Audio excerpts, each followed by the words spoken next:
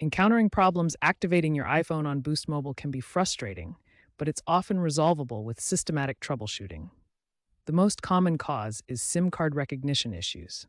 Ensure you're using an official Boost Mobile SIM kit to avoid IMEI mismatches. Carefully insert the SIM using a SIM ejector tool if necessary and power on your iPhone.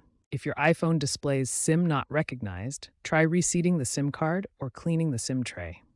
Damaged or improperly cut SIMs, especially if using third-party cutters, can also cause issues. Consider a SIM swap at a Boost Mobile store. The problem may also stem from outdated iOS software, especially after iOS updates. Ensure your iPhone is running the latest iOS version, as updates often include fixes for carrier settings and SIM-related glitches.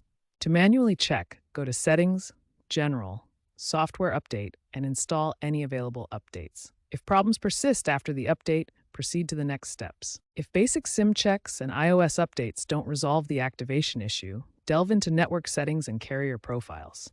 Resetting your iPhone's network settings clears cached data that might be interfering with activation. Navigate to Settings, General, Transfer or Reset iPhone. Reset network settings.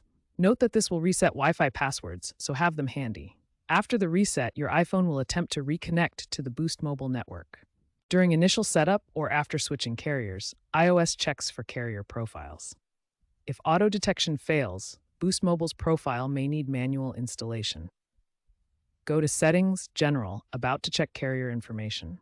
If the carrier isn't correctly identified or if there are issues, contact Boost Mobile support for assistance with installing the correct carrier profile. Lastly, consider eSIM activation if your iPhone model supports it, iPhone 14 and later. eSIMs streamline activation without physical SIM cards.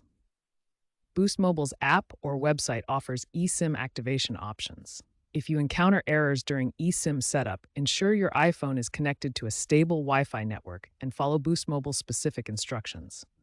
As of 2025, a significant portion of Boost Mobile activations involve eSIMs, reducing physical SIM failures.